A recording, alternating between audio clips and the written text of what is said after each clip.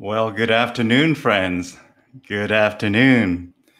Hope you're doing well on a wonderful, is it Monday here in Alberta? And happy Thanksgiving, everybody. Happy Canadian Thanksgiving. I know our friends in the US are celebrating later on in November there, but this being our Thanksgiving, we're going to have a special guest, and we're going to talk about gratefulness and all things related to the topic of being grateful and gratitude and all that good stuff.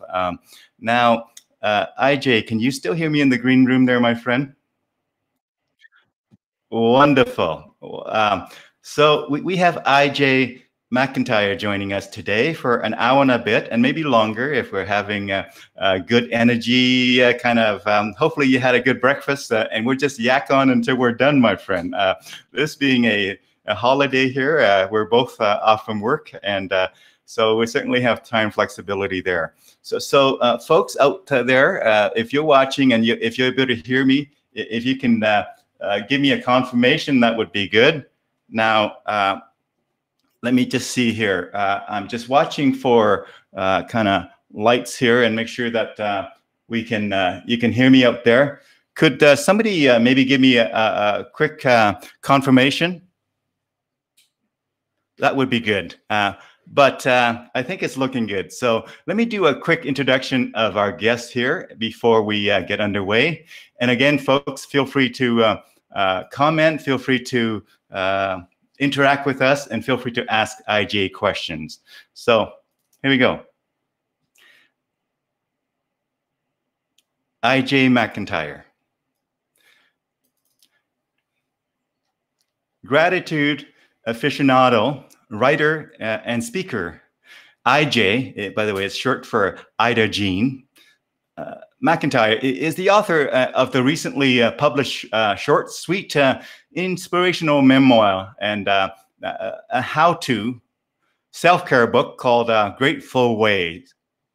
Writing this book about her mom, how her mom lived her life, addressing adversity and optimizing opportunity. IJ discovered that we can choose to have a thankful mindset, and we can learn to express appreciation, and that living gratefully can free us from feelings of regrets.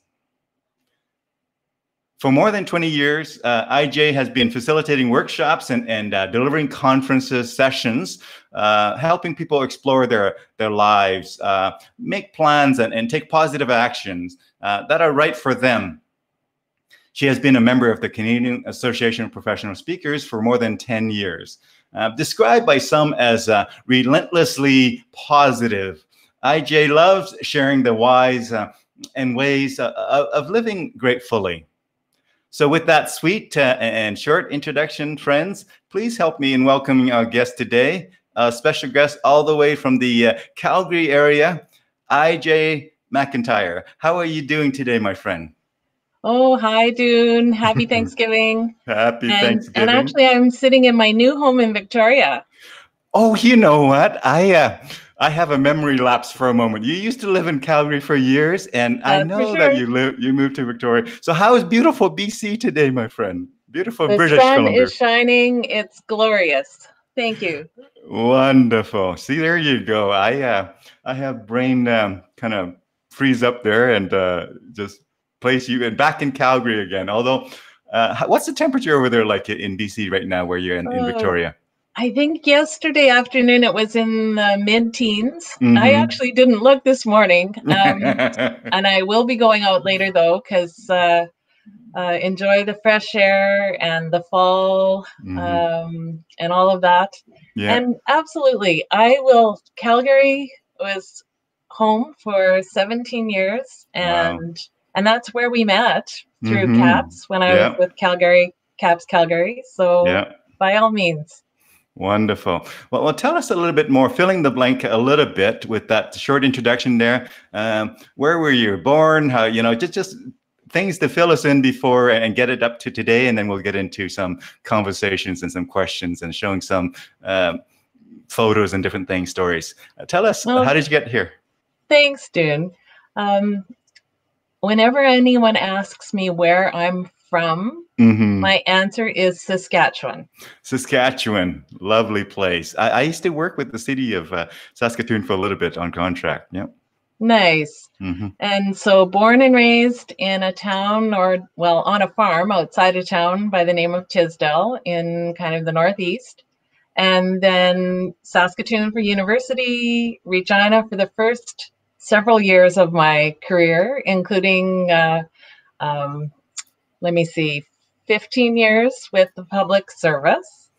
And then had the great fortune of met and married my husband there, which led us to moving to Calgary because the company he was with at the time was bought by a Calgary-based company.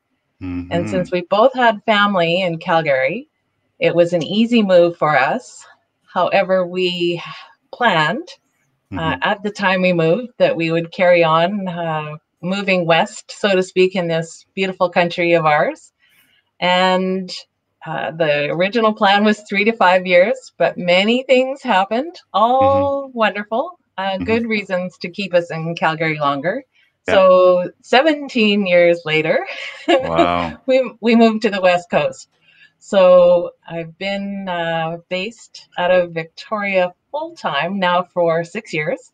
Yeah. And we have the pleasure of, on my husband's side, sharing property in Cape Breton. So it's our part-time home there for about 2 months every year. You lucky, both of you. And so another story of moving west for love. Yes, totally. And you kept going west. And then, of course, now you got a property on the east side of Canada as well. Yes. Wow. So I see Rita Nicholson has chimed in already here. She's presumably can hear as well. So that's good. Thank you, Rita, for your interaction there with us. Feel free to keep doing that. Feel free to ask questions and comment along the way, folks. It's always more fun when there's more people at a party, right? Party's always more fun when there's more people. And it's wonderful that Rita is here today. She's part of my extended family on my husband's side. So, wonderful. And probably in London, Ontario, which is the beauty of technology. So thanks for coming. Yeah, we had our last CAPS convention there in London, Ontario. Yes. So that was cool. That was last year, in fact. That was the last pre-COVID kind of CAPS convention in person in London, Ontario. Right. Yeah. Tell us a little bit. We'll start with the present day here before we get into the book and all of those different things. How are you dealing with COVID realities, my friend? Obviously, it affects all of us in various ways. Tell us a little bit about what your routine is like these days, within the COVID context. Dune, that's a great question, and certainly something that even last evening when I was getting organized for today, and my husband said, "Did you see the article in the Globe and Mail?" And I had not yet, but of course the headline was about how gratitude is especially precious this year, this Thanksgiving. And certainly both my husband and I have had consulting careers, entrepreneur careers, if you will. So we've been used to working from home. My husband since 99 and me since 2003. So our adjustment to being under the same roof 24/7, if you will, has been smoother than I know it has been for many.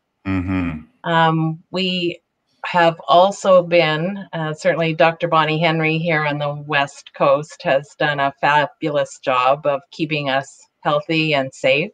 And we're trying very hard to play by all the rules, including when we did make the trip to Cape Breton this year and we quarantined for the 14 days. It was worth it because it, again, keeps us all healthy and safe. However, one of the things that I like to call it is that we're doing the dance. So when we do get out for daily walks and we're meeting people on sidewalks or in parks or things like that, it's always about, okay, who's who's going which way. I think we need traffic lights in grocery stores, all those kinds of things. Yeah. But the vast majority of people are doing what they can, masks included, to make this as good as it can be. Yeah. But certainly it has had impact. I have thought long and hard because my mom, in the last several years of her life, the last 8 years of her life, lived in a retirement residence in Calgary, Right. which was back to one of the reasons why we didn't move to BC as early as we planned. She decided to move to Calgary, and certainly we would not have left her behind. She would have come with us, but she was in a great place. Yeah. But I know I have other family that's in facilities, if you will, care homes, retirement residents, seniors apartments. And oh my goodness, the lack of ability to have hugs and in-person contact and all of that has been really hard for a lot of those individuals. Yeah. So it's, my heart goes out to all of them. Yeah. Well, thank you for sharing that. And so in Victoria, British Columbia, and I used to work a lot in BC as well, and I used to go there. And one time we almost got into buying a house in Victoria, because I asked my wife, would you like to move to Victoria someday? She said, sure. And I used to work there with clients there, and so I started looking at MLS listings and whatnot. And then I asked her 2 weeks later, and she said, "Nah, not really." So I just put my idea behind us, but yeah, it could have moved forward if we were in a different mode there. But I love how, of course, the beauty of that place, and of course the relatively much quieter kind of pace of life, I think, compared to, let's say, Vancouver, or so I really grew on me. Well, and Edmonton is lovely, and I know that there's this history of rivalry between Calgary and Edmonton, but I've always had a soft spot for Edmonton as well. And yet, you're right. One of the reasons that attracted us to move to Victoria was smaller, in comparison to Calgary, especially. The pace is lovely, and yes, the climate's pretty good too. So.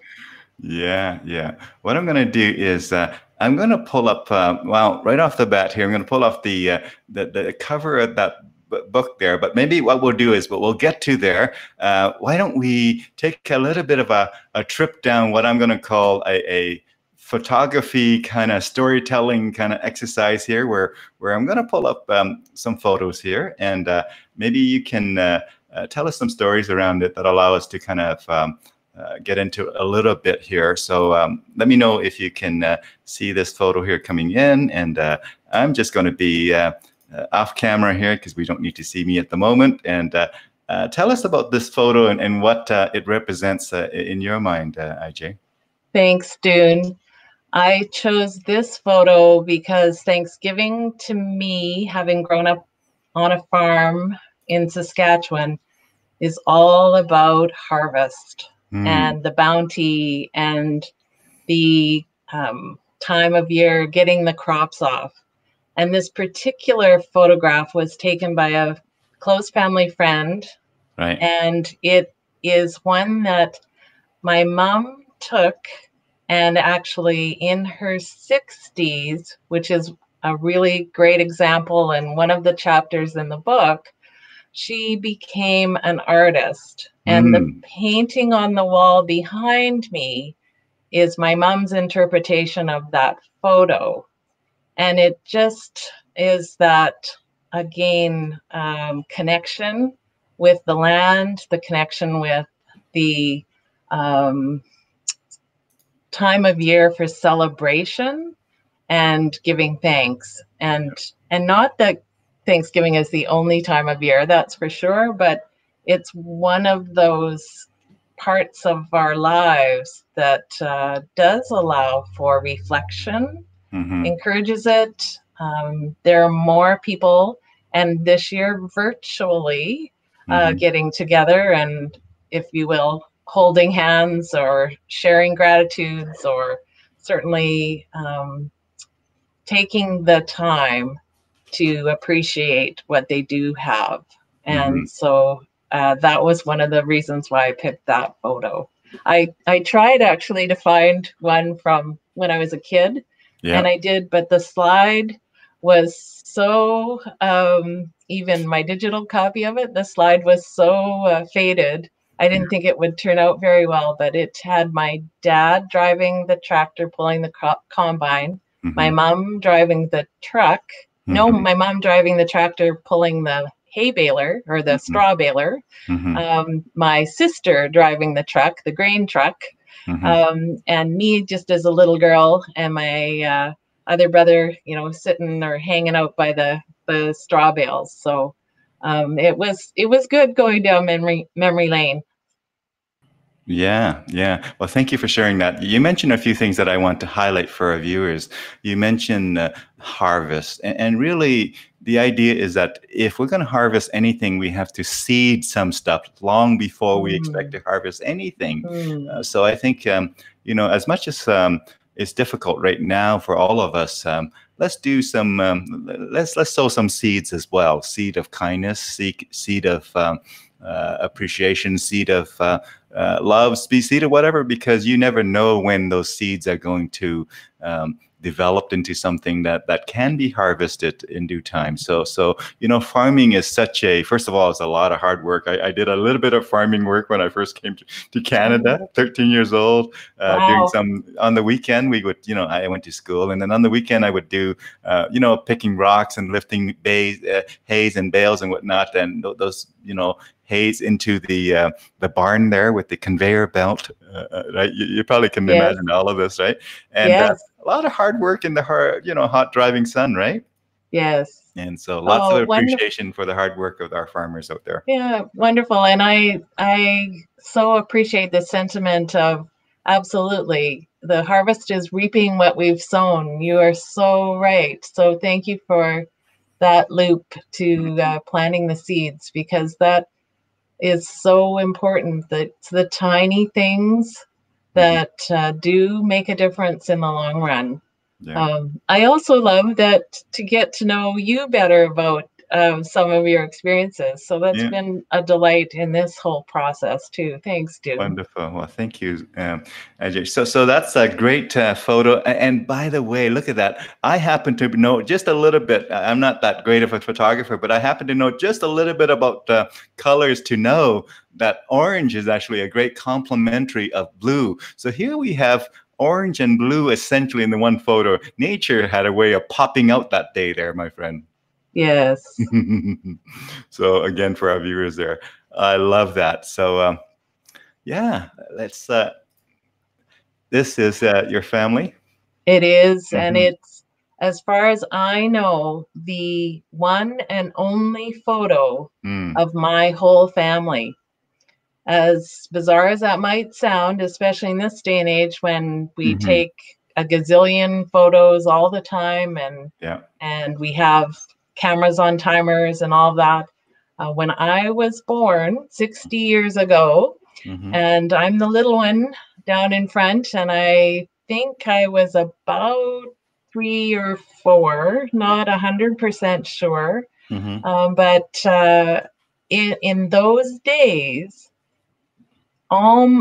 every other photo that I have of our family, and I'm kind of the family archivist, so I have the box of slides, and I have digitized them, and I have the box of black and whites and color photos and things like that from growing up. The whole deal then was someone had to be taking the picture. And so my dad is not in lots of the pictures. My mom is not in lots of the pictures. One of my siblings not in one of the pictures. And as you can tell, I was a bit of an afterthought.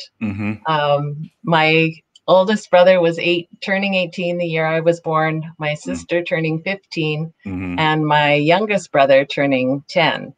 And so this is a really special, and I'm glad that even though again, it's not the highest resolution because it was recreated from a slide, but it means a lot. And it also captures the fact that our house on the farm, as you can tell in the background, wasn't even painted. It was weathered wood. Yeah. We didn't have running water. And in the 60s, a lot of people find that hard to believe, but it's true.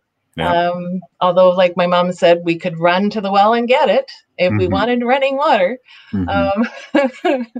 And then certainly, we had no central heating. We had a coal-fired furnace in our cellar, and it really was a cellar, which, on a side note, one of the first times we were in, after we moved to Calgary, and we were in a fancy wine store, and one of the sommeliers in the wine store said, do you asked us, do you have a cellar? And all I could think of, well, I grew up with one, but of course he meant a wine cellar.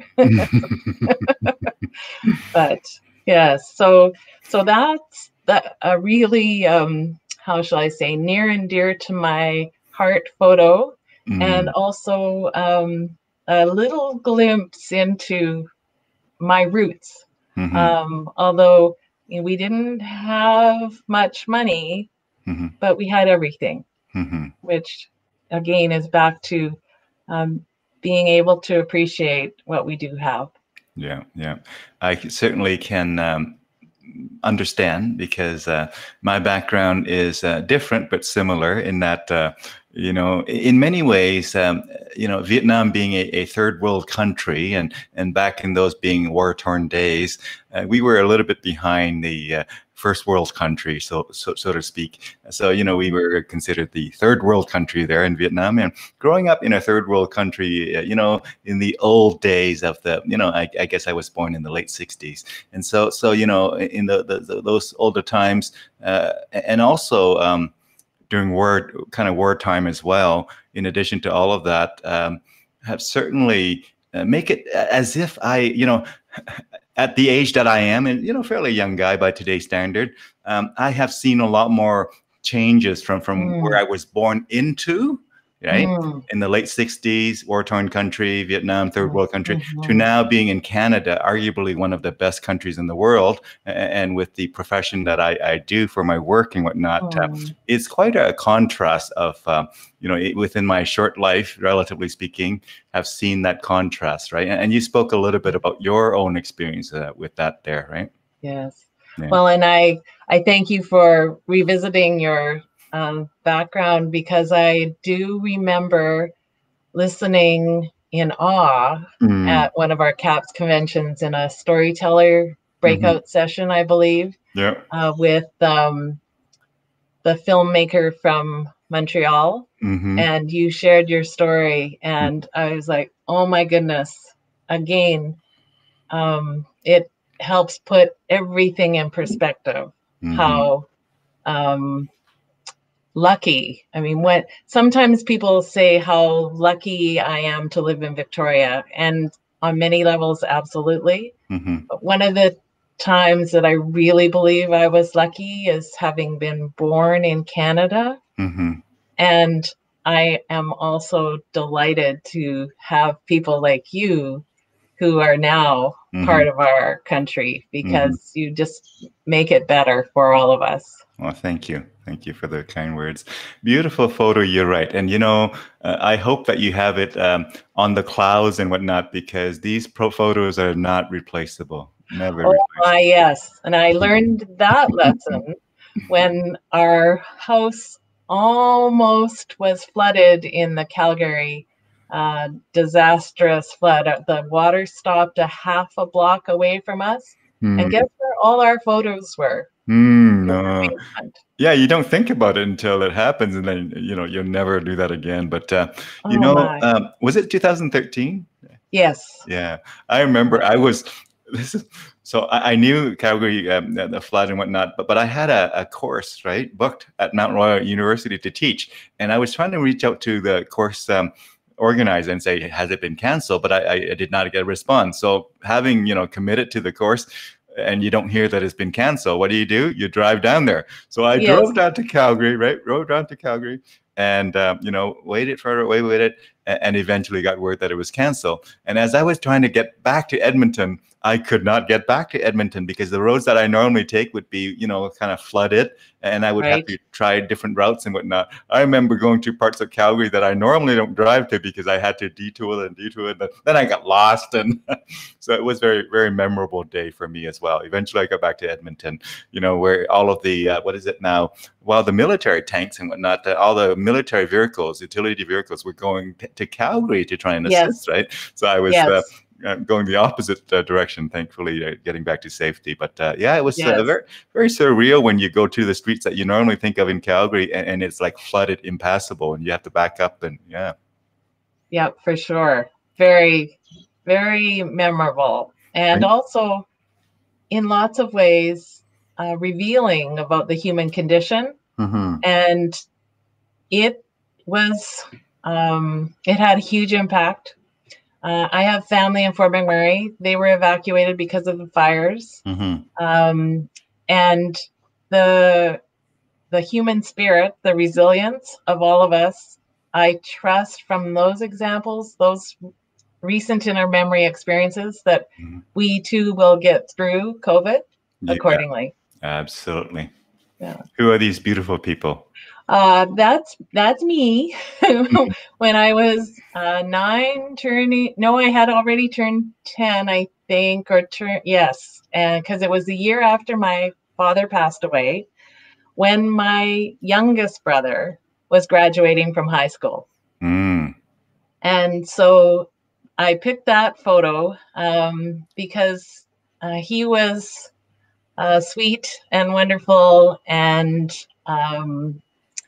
was the kind of soft, gentle man that was just lovely to have cheering me on. He was very proud of his little sister at all times. But right after this, he went off to make his way in the world. He went to university in Regina. And the key for me is looking at this is that after that, it was just my mom and me for the next 8 years, from the time I was 9 till the time I was 17 and went off to university. So the two of us lived at home alone, if you will, home together. And there were times when I was really, what's the word for it? Sad. I guess that's sad is as good a word. It's not maybe quite big enough, but that I'd lost my dad when I was only 9. He had stomach cancer and passed away. He was the love of my mom's life, and certainly they'd had more than 25 years together, but they were certainly not expecting that turn of events.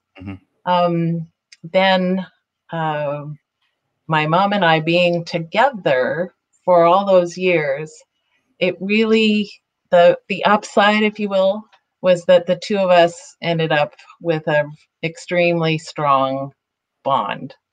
And so the learning from that for me was that even out of something as horrible as losing my dad, there was something to be thankful for, and that was having that incredibly special relationship with my mom for the rest of her life, for sure. And thank you for sharing that. And I'm going to put a spotlight on that a little bit by saying that in my own experience and in my observation of others, in fact, that the most difficult time in life, the worst of times, actually a wonderful opportunity to connect deeper with the people who we might have otherwise taken for granted a little bit, might have otherwise just kind of kind of fly over in terms of our own thinking. During really tough times, it really distills down to the core essentials. And I think, so I would encourage people, if you're having really tough time with COVID right now and all of the impact that it has, one perspective is that it's a great way to shift your perspective and to really build some deeper relationship with some people that you care about in a way that otherwise might not have been possible. Because life is busy, life is defocusing, life is distracting, but this has a way to maybe slow us down a little bit and force us to think about the most important things. I couldn't agree more. That you said that so well, Dune. And it is about the opportunity to remember that we do take a lot for granted. And in the middle of COVID, it has really been evident to us how there are obstacles or challenges for some of the simplest things that we have taken for granted. Back to the grocery store, and those workers. I think for me, it's been a pleasure. For many times, I'm that happy person in the grocery store, but I'm really making an effort to make it known to them how much it means to me that I can go and know that my needs can be met because they're willing to go to work. Yeah. A further thought that I want to share is, let me see here. When we lose something, when something is at risk, that is when we realize just how precious it is. I'll give you an extreme example.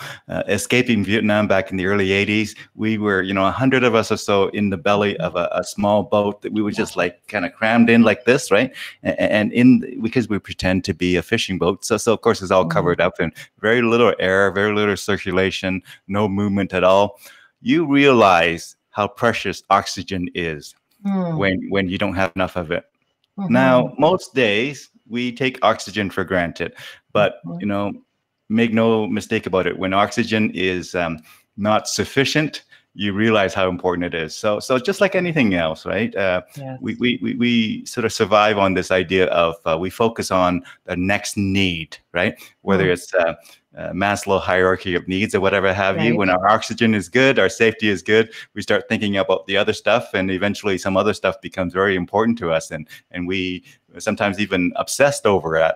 But when we start to lose some stuff, things get distilled down to a very core set of things. Life gets to the very basic essentials, right? Yes, and it reminds us what's really important. And it reminds us what really matters, and it helps us how to shift and sift through and shift potentially. Yeah, absolutely. Let's tell us about this. This is with your mom, I presume.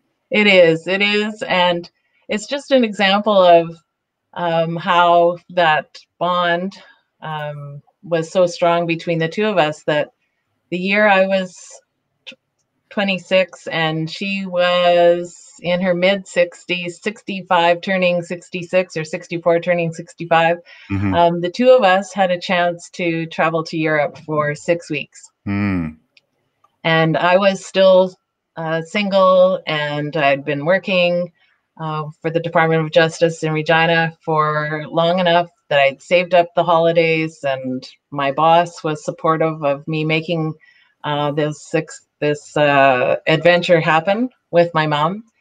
And I knew that she was a wonderful mom before that trip, but by the end of that trip, I knew she was an amazing woman. She was so remarkable in terms of always like being ready, willing, and gung-ho for every and any little experience. And so I like to describe it as haggis in Scotland, Frog's Legs in France, Kissing the Blarney Stone in Ireland. She never even hesitated for a minute. And there were times when I was like, oh, I couldn't keep up. And yet, as I say, by the time we were done, experiencing all of these things together, including this one photo in particular, is when we were in the gazebo in Austria that they filmed part of The Sound of Music. And it just was, so delightful to share those opportunities with her, and to realize that again, being in my mid-20s, that in 40 years I could be like her, that I had that to look forward to, that I had that to look up to, and to realize that what was possible, I guess. Yeah. It's another great story of, again, the power of human relations, of how, in this case, not only did your mom live a very full life and very enriched life, and very, I'm going to say, life well lived. And in that journey, in that process of living her life, she had an impact on you in terms of, again, affecting others in ways that we may not even set up to do. But she really provided an example and inspiration for you to kind of strive for, it looks like. And yes. Yeah, that's great. Yes, thanks. Well, that's wonderful. We count ourselves lucky when we have people who are like that in our lives, and that's very fantastic stories to share. Thank you so much. Well, and it's interesting because I finally figured out that I had a book in me. I know that from being a member of the Canadian Association of Professional Speakers that there's an encouragement, there's a recommendation very early on that having a book, writing a book, allows you to focus your expertise. It allows you to increase your credibility. It allows you to understand what your message is. And for the longest time, I didn't think I had a whole book in me. I believed I had at least a chapter. But there was a wise CAPS member from Manitoba, Les Kletke, our book coach, compadre, if you will, who also a great auctioneer. Oh, totally. And just he asked me a question along the way, because I knew that there was something about my mom's life, how positive she was, no matter what happened to her. She had, like, Dad died of cancer, or when Dad was dying of cancer, our house on the farm burned down on Christmas Day. Oh no. My brother Oscar, who I shared the photo of his graduation, when he was only 37, he passed away of a heart attack. Very suddenly. He had been diagnosed with adult onset diabetes, but none of us knew he had a heart condition. She suffered her own stroke when she was in her 70s. Just examples of the kinds of adversity that she encountered and faced. And she was always a positive thinker and optimist. And for the longest time, I couldn't quite figure it out. But Les asked me the question, like, how did she do it? And it all boiled down to, no matter what she was experiencing, she was able to find something, sometimes, definitely not in the middle of the darkest moments, but something, and sometimes just tiny, but something to be thankful for, that allowed her to then get strength, get courage, get on with her life, move forward in a positive, by taking some tiny positive action based on that. Wonderful. So I thank Les for helping me unlock the message, because first, people thought I was just writing a memoir. Mm-hmm. And absolutely, it's a tribute to my mom. Mm-hmm. However, it's way more than that, because it's about how she lived her life and how I learned to live a better life accordingly. And I'm still learning, Mm-hmm. and how others can learn from that as well. Well, how powerful is that? Sharing lessons through powerful human stories. What could be better than that, right? Yes. I mean, I've taught and still teach at several, but university and college is on contract, and do lots of teaching there. And whenever you're teaching, I can tell you, people resonate more to the stories that you tell than the PowerPoint bullets that you share.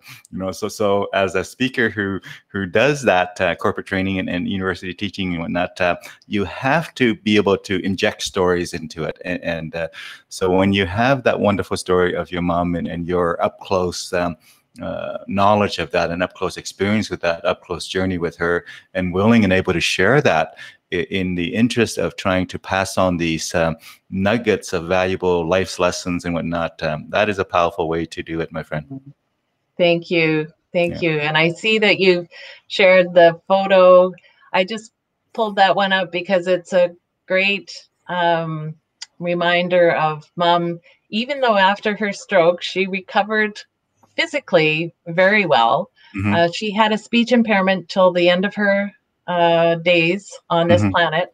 And the human brain is amazing, because she, until the day she passed away, she was learning and able to say new words from time to time. So it's a testament to our brain power and our ability to relearn or to learn new neural pathways. There you go.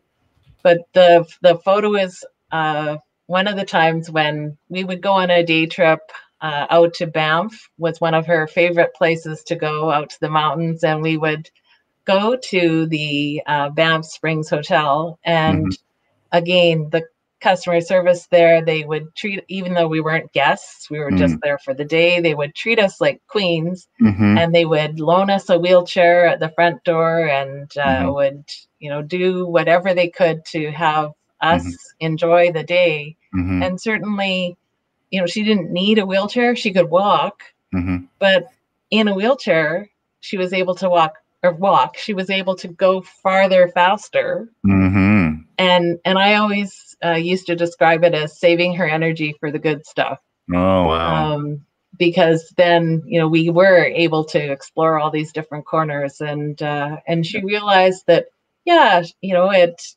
she would have loved to have been able to walk, but and not run out of breath and all of that. But she was, again, able to say, okay, why wouldn't I just enjoy being chauffeured, if you will, around and about. And so again, that opportunity to look at things differently, because I think for me, getting older, there are times when we are in total denial.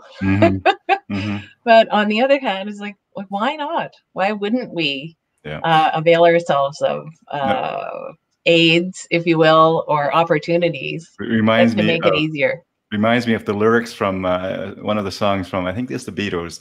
I get by with a little help from my friends, and a little help from technology is fine too. Don't let your ego stand in the way of enjoying life just because you can't bring yourself to use some technology that you didn't think you need or you never needed before, right? I mean, just have a clear vision of what you're trying to do in enjoying life. And if that means a wheelchair will help you enjoy life better, then go ahead.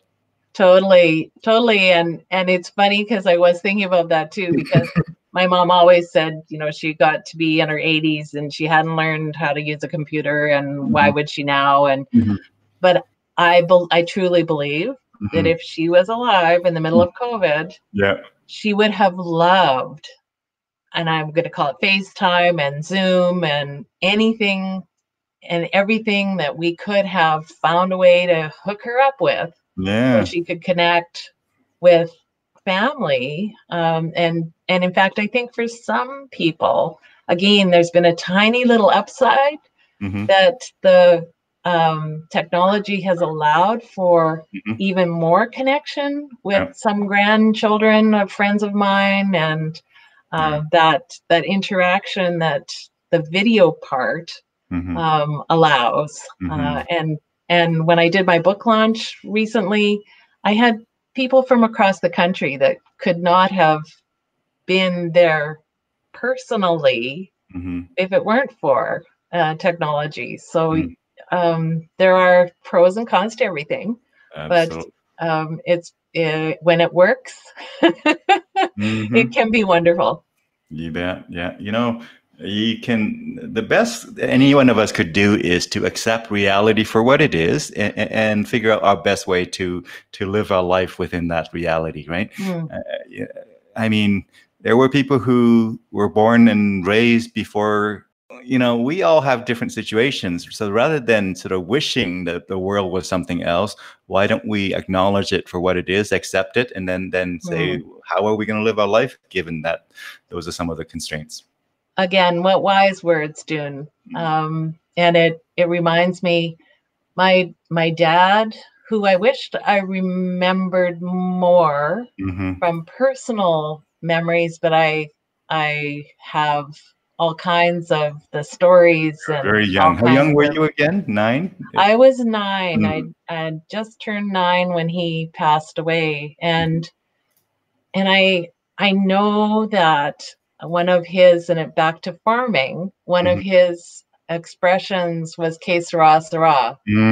What will be, will be. And he was very accepting of his cancer very quickly. And in lots of ways that was helpful, because then both Dad and Mom, realized that they couldn't control it. It was, it was just, and it wasn't something that they wanted, but he lived with it, and he lived with dignity and serenity till the end.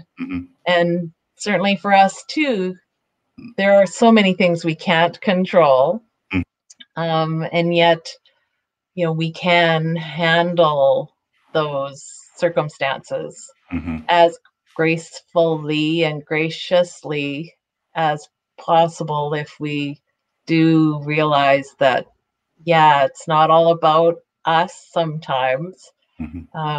It is about those we love, those around us, and how just that acceptance can be a power base for us in the circumstances, I believe. You bet. Well, thank you for sharing that. The next photo that I'm going to bring in talks about regrets that people have. So let's bring that in. Right. Thank you. And I don't want to get into this in a whole bunch of detail, but it was one of the sources of inspiration for me in terms of writing the book and putting it into context, insofar as there's a million, maybe not quite, but there are many books about gratitude, and many are extremely helpful and inspirational and touching and moving and practical in terms of how to tap into the benefits.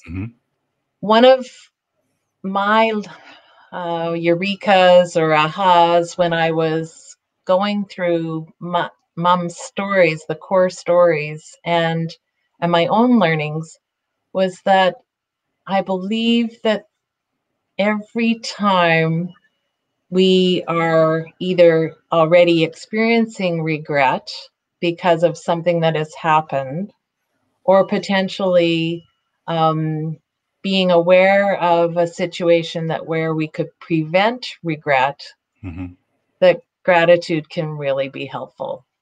And so the concept and the tie-in between the two ended up with me having my subtitle to the book as "Feel Free from Regret in 3 Small Steps."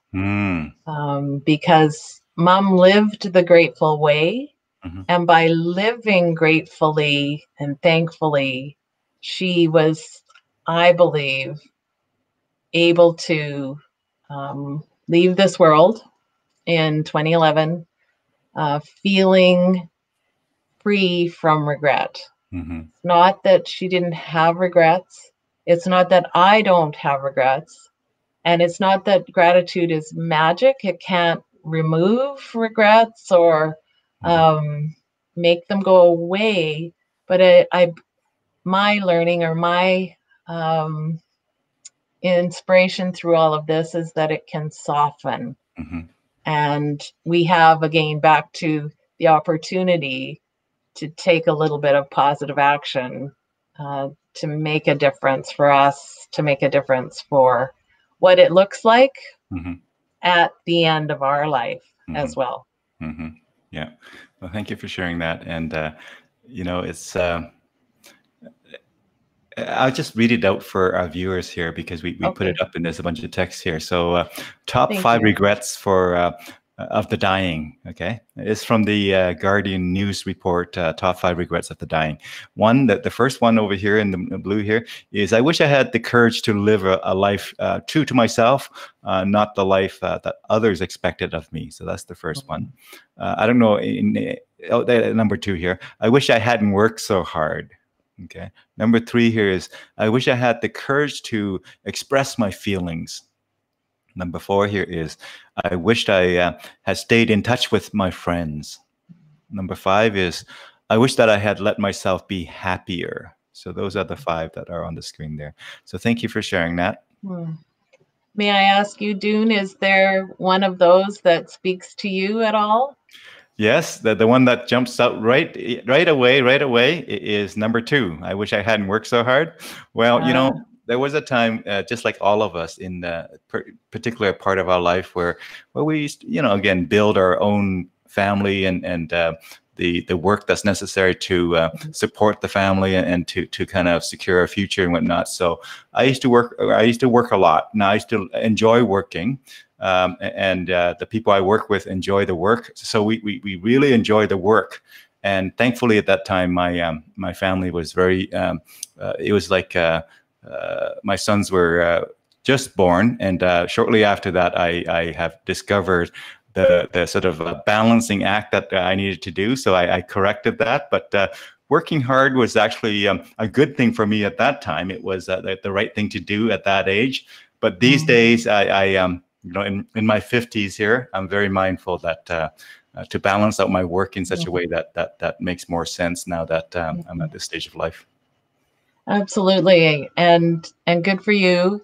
And I want to just loop back to the concept that it is about choice. Sometimes we don't think we have power or choice. Often we do. And what I really am trying to do and have in the work that I did for the last 20 years, especially doing life planning workshops for boomers getting ready to retire, is that if there's a will, there is a way. And sometimes you just have to be creative. Sometimes you just have to be willing to try something new and different, to go get some help, some information, some opportunity through your network or all of those kinds of things. However, I truly believe that in the vast majority of situations, we can make it better, a little bit better. We can, again, especially if we're aware. That's the number one, and then number 2 is to take some steps to make it better. Yeah. Well, thank you for sharing that. There is the book, and you're happy. When was this? Just not too long ago, I presume. That's for sure. That was the very first printed proof of the book. And so I was a pretty happy camper that day, because this has been, for those who are listening in who know the story, this has been a project that's been on my to-do list for a long time. And so I believe that there are people out there who who thought it was just a dream. And there were moments when I wondered as well if I would ever hold a printed book in my hand. So I asked my husband, who's been my biggest fan through all of this, to take a photo because it was a bit momentous on many levels. Well, congratulations. Congratulations. Thank you. And the cover, the convertible on the cover is my husband's 1964 Galaxy 500 convertible.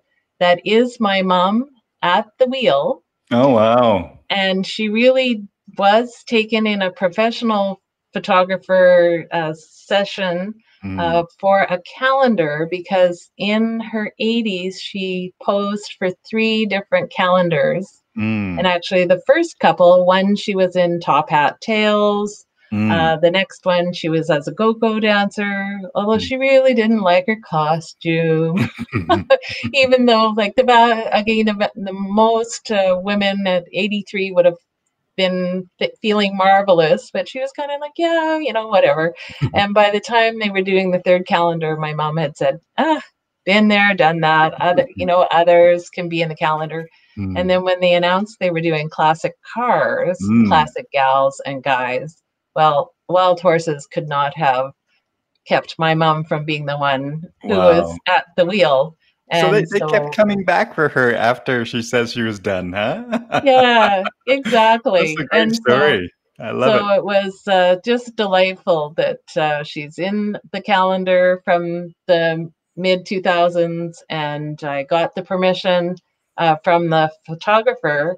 Then, as it turns out, I needed to figure out, this old dog needed to learn some new tricks so I could put Mom in a different version of the convertible. It's one of those situations where it's true, but there were 3 other of her friends in the original photo. So pretty cool. Yeah, wonderful. Yes. Fantastic. Thanks. So that's even your husband's car, hey? Yes. For the car fanatics that might be watching now and later, tell us the car motto again. It's a 1964 Ford Galaxy 500. Of course. With a 390. If the real car people would want to know, well, how big's the engine in it? It's a 390. 390. And for the younger folks, we're talking about cubic inch. We're not. Exactly. Good ad. Thanks. Fantastic. Now, I just wanted to bring in a comment that one of our viewers, in fact, one of our regular viewers, Michelle, chimed in, and she's enjoying the conversation here and the photos and the stories you're telling there, my friend. Oh, nice. Thank you.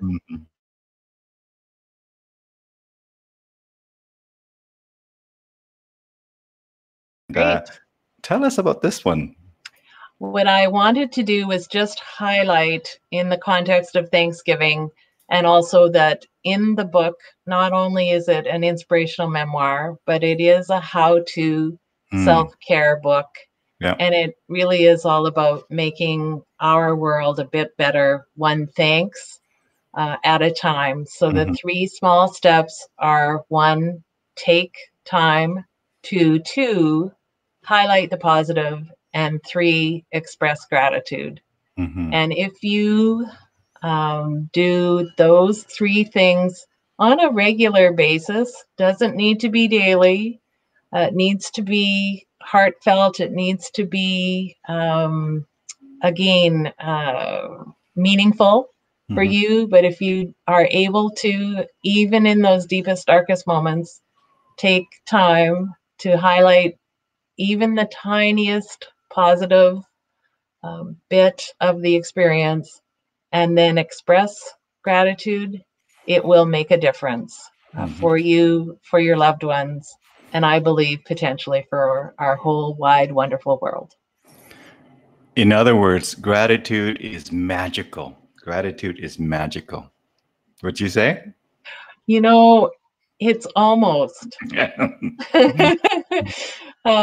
Absolutely. It is really powerful. There's no doubt about that. And you don't need to just believe me. There's a lot of science. There's a lot of controversy or pushback on some of the science. However, I go with the benefits that I think are there for that have been proven for individuals. Certainly, again, not in the in every single situation and circumstance, but in many occasions, many opportunities, it can make tough situations better, and it can make terrific times even more wonderful for us. You know that saying that goes, there's an old saying, I don't know who said it, you might know. They say, if you chop your wood, chop your own wood for the fire, you would be warmed twice. You heard that, right? Okay. Yes. Because while you're chopping the wood, you're getting warmed, and warm yourself by chopping the wood, and then the wood when you put it in the fireplace will make you warm again the second time. So if you chop your own wood, you get to be warmed twice. Well, right. Imagine if you go through life being grateful and happy more than other people think should be and whatnot, and at the end of your life you realize maybe I shouldn't have been so happy. Well, you know what, you were happy all the time. So even if we're wrong to be grateful, even if we're wrong to be happy, that is the life experience we have, right? I mean, life is what we experience to be. Life is what we interpret to be. I don't claim to have the truth on what the world is or the world isn't. I only have the truth on what I interpret to be. So why don't we interpret with gratefulness and with happiness and all that? Great point. And interestingly enough, when I was doing some of the scientific research or going through studies, one of the studies that I found, but then I'm going to say lost, because I wasn't able to substantiate it, but it's always stuck with me, is that there was at least one researcher who discovered with the participants of that study, that even if you faked it, even if you didn't feel it yet, if you expressed the gratitude, that there were positive benefits to you. Yeah. So, again, that was only one little piece of research that I read along the way, and there are lots of others that say, oh, you have to have this, and again, it's back to whatever works for each and every individual. Now, while it's not research, but Tony Robbins said it, so it must be somewhat true. Just kidding. Tony Robbins said, this is one of the things I remember from him. I don't remember a whole lot of specific things, but one of the things I just love this and how it goes. He talks about emotion causes motion. And motion causes emotion. You got it? Yes. So that loop back there. So in other words, if you want to take action, oftentimes we have to manage our emotions so that we are empowered or inspired or motivated to actually take the action. But the moment we take the action, we will often alter our emotion, right? If you're sad, Well, one way to get out of that sadness emotion is to move and jump, and because the brain doesn't know. It says, well, the body seems to be happy. I think I'm going to be happy now. I'm going to switch gear over to happiness. And then so the idea is, again, be mindful of those two things, motion and emotion, and they feed back on one another. Totally. And back to the brain can't tell the fact that we're smiling. If we're like our physical smile has an impact on our brain, even if we're not feeling the emotion, the happiness emotion yet. And so all of those kinds of opportunities to, I'm going to say, trick our brain, or to use actions or those kinds of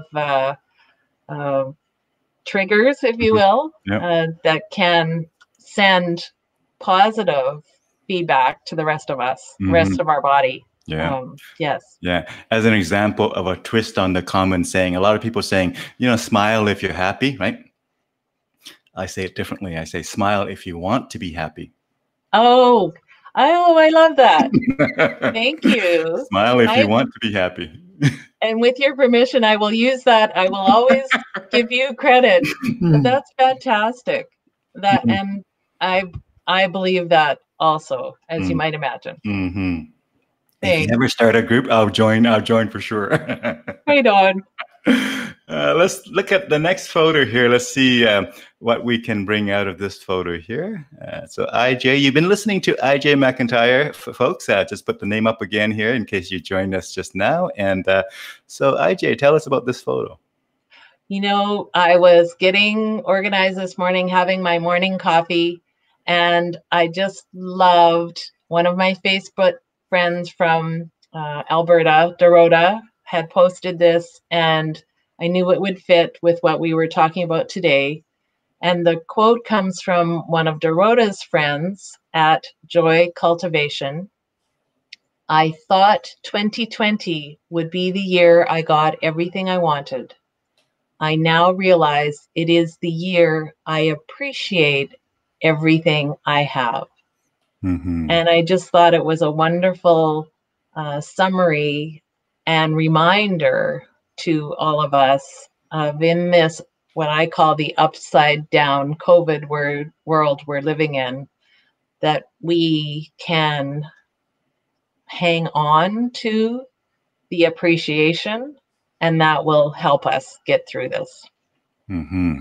Well, thank you for sharing that. Again, there's that orange color again. Less blue in this photo, but yes. I see we have another friend. First of all, Michelle wants to join too. If you create a group, I'm going to join, and Michelle's going to join too. Well, that's fantastic. And I am planning a Facebook group or Facebook page for sure, and maybe a group. I'll think about it. That is tied to the book called The Grateful Way, and an opportunity to post inspirational quotes like this one from this morning. And again, what I like to call it is spreading the love, and having like-minded and like, I'm going to say feeling people. That's probably not grammatically correct, but others who have that in their heart as well. Absolutely. Now and I see Mary Lynn, one of my friends from Vancouver, is on today too. Thanks for coming, Mary Lynn. That's lovely. Let me go back and review some of the comments that I popped up while you were talking there. So let's reflect on again, Rita, thank you so much for joining us and for your comments and encouragement. And Michelle, love the quote. And thank you. You just saw Mary Lynn there, her comments. So thank you, Mary Lynn. And Denise also chimed in. Oh, that's wonderful. Now, Denise and I went to high school together. Hi. Wow, nice. Yes. Yeah, wonderful. And so I'm going to go to the next photo here where by the way, you don't have a client meeting right now, do you? We don't have to cut it short, do we? I don't, but I do have Thanksgiving planned. So we will, and I think we're almost at the end, right? Yes, thank you. And I'm sure you do too, and you have a family. Yes. Okay, so here is, I'm just going to go to the next photo here. Tell us about this. You use this here for your profile photo. Great smile, and love the really happiness that comes out of that photo. Thanks, Dune, and certainly, I guess it's all about just being comfortable in our own skin and having that warmth that I attribute to coming from within, based on all of the reflection, all of the personal development. This book writing journey has made me, I believe, a better person.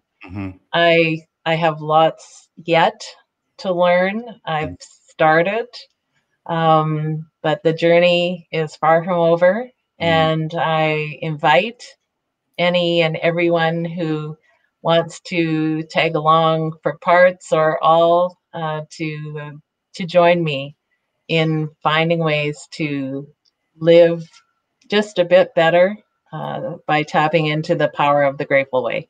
Wonderful. Thanks. Now, I have a couple more questions for you yet, my friend. And folks out there who and am I surprised? Folks out there who are watching, if you have questions for IJ, feel free to put in the comment and we'll put it on screen here. We'll get IJ to respond to your questions. Again, thank you for your encouragement and comments and along the way. Much appreciated. It's always good to have a bit of interaction with folks who are tuning in here now and as well as later in the recorded version. Folks, if you watch the recorded version and you make comments there, I'll find a way to make sure that IJ sees that and be able to respond to you as well there. But yeah, so let me ask you this first, and then I have two or three other questions for you. The first question I ask is, so IJ, when I ask you to kind of come on for an hour and a bit, and whatever thoughts you had in mind in terms of the things that you want to talk about, were there things that you want to touch on that we haven't gotten to yet, my friend? You know, Dune, this has been everything I imagined it might and more, because I think originally when we talked, I did have in mind about talking about the book because I gotta say, and I have the whole time been talking about the book. So, but the deal there is that again, I launched it just in time for Canadian Thanksgiving because the timing seemed to fit perfectly. And as well, though you invited me just yesterday to think about sharing more about me.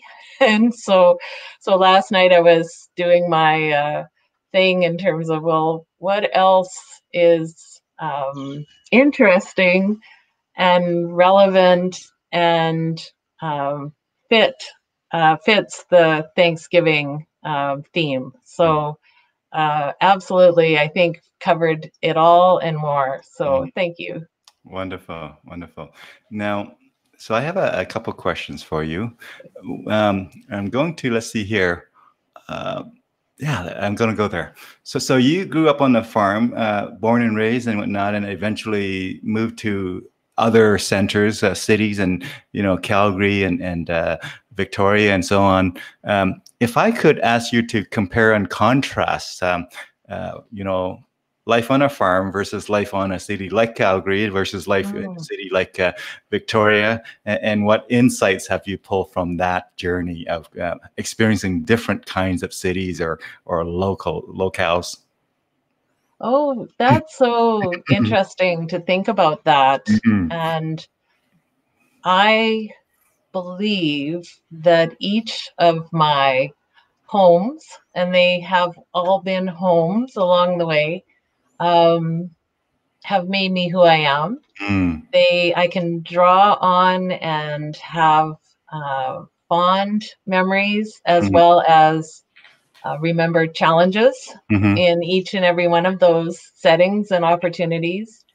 And again, just make me who I am and form the bits and pieces of my values, where I focus, what I believe is important. And also, I think because I have had a wide range of experiences, and certainly nothing compared to your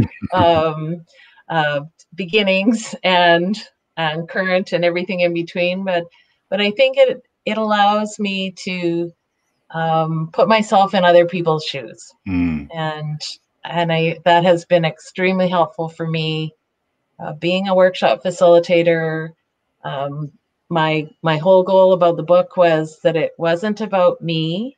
The hero is my mom. I do share stories that illustrate how I realized what I'd learned from my mom by osmosis. I mean, my mom didn't practice gratitude the way that we talk about it now. Mm-hmm. She didn't buy any of those books. She didn't, hear about, and she didn't have a journal, and she didn't think of 3 things every day. I mean, she had a natural inclination and Mm-hmm. determination to make the best of everything, Mm-hmm. and to glean that, and then to share that, but then to also make it relevant, and what's in it for the reader, Mm-hmm. what's in it for uh, the groups of women, especially those on the upside of 55, when I have the chance to spread the message and talk about what we do have within our control, and what we can do to make a difference for us, and in those 3 little steps, by taking the time and highlighting the positive, Mm-hmm. and finding ways to express the gratitude. So Wonderful. Now, I just want to put the title of the book on screen here. And while I'm doing that, tell us also, is it available for purchase on Amazon and various places, or? thank you for asking. Online already, it's available as an ebook practically everywhere, all the different versions. So Amazon Kindle, Indigo Kobo, or Rakuten Kobo, if you will, Barnes and Mm, Noble Nook, if you happen to be listening in from the United States, mm, Apple Books, not on Google Books yet, but will be soon. The paperback and hardcover formats are available on Amazon.com already. mm-hmm, Amazon.ca is, how shall I say, temporarily out of stock right mm, now. However, Indigo is coming soon, and Indigo will be a really wonderful Canadian source for people to buy the paperback. Especially, I recommend the paperback. I don't think the hardcover is worth the extra money, in my opinion. And lastly, anyone and everyone who wants to get an autographed copy of the paperback, mm-hmm, all they need to do is connect with me. So a direct message on Facebook, $12.50 for one. But the best deal, I believe, is 2 for 20. mm-hmm, One for you, and one for you to give away to someone you know and love and might appreciate the message. mm-hmm. And in that way, again, back to helping get the power of gratitude out and about as far and wide as possible. Wonderful. So Wonderful. that's kind of the long and the short of it right now. Thanks for asking. Mm-hmm. Now, did I get the title and subtitle all correct there, my friend IJ? If you could double check that for me. Yes, absolutely. The Grateful Way. Feel free from regret in 3 small steps. Wonderful. That's perfect. Yeah. Thanks, Dune. So, couple of things. One is, it's always good when an author says Amazon is out of stock on my book when they just released it very recently. Now, there's a couple of comments. Let's see here. Let me just feature this one first, even though Michelle has another one that I'm going to wrap up with. But Rita, again, appreciate a conversation here and being involved in this conversation. So she says she'll take 2. So there you go. Here's the thing. Michelle, one of our regular viewers, thank you, Michelle, for your support and ongoing. I don't know if you know what she's talking about, IJ, but what it is for some of my guests, one of the things I ask them towards the end is, if there are 3 words, they could be 3 words in a phrase, could be 3 unrelated, completely separate words that you want people to think about when they think about this conversation. What words might those be? Now, I'm assuming, Michelle, that's what you're talking about when you say 3 words, but she also has a comment here about preferred paperback, so definitely order. And so, yeah, as you tell us the 3 words, I'm going to put them on screen here for our viewers. So. Okay. No rush. Take your time. Reflect. That's Dune. You and I, as speakers, always need prep time to take what we want to say and put it down into just 3 words. But I think that the three words really are about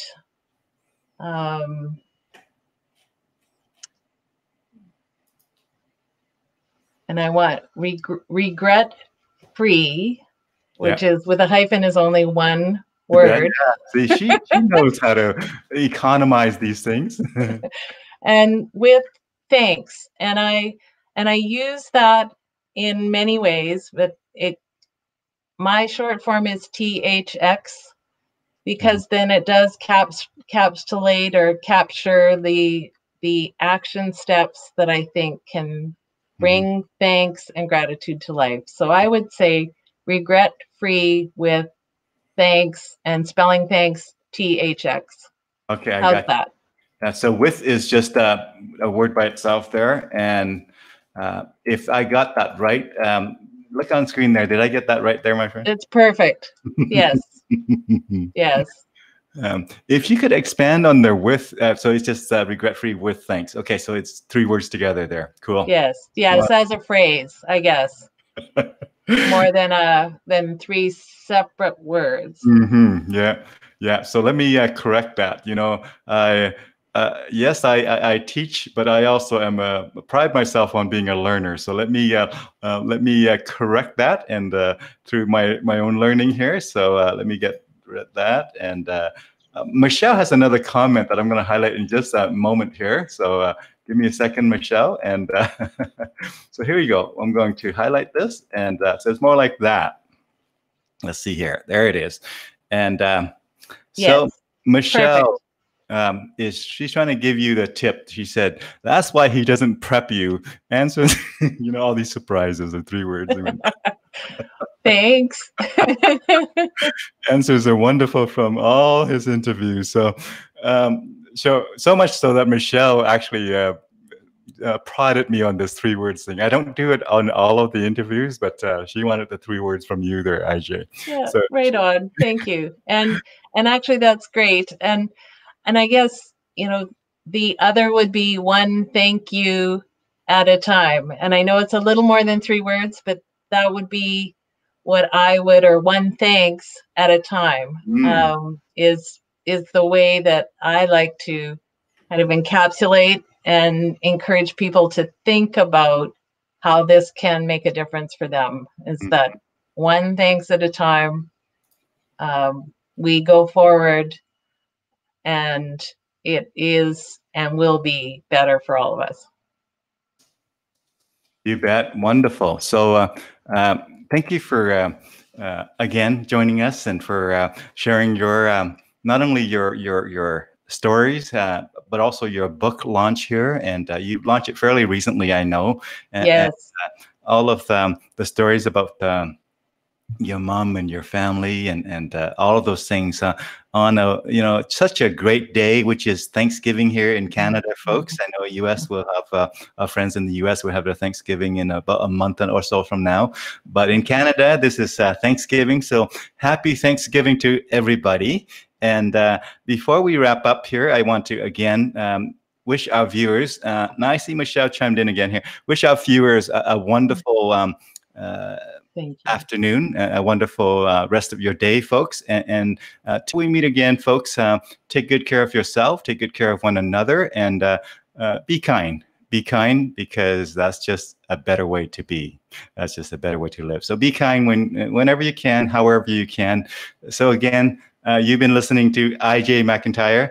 And IJ, if you hang around in the green room for a minute or two after, I'll give you a high five in there. But let me go ahead and wrap up the session here. Right on. And virtual hugs to everyone, which is the one thing I miss the most right now. So, and thank you, Dune. This has been delightful. Thank you, IJ. Let's do virtual hug right now on Thanksgiving Day. There you go. Bye, everyone. Bye.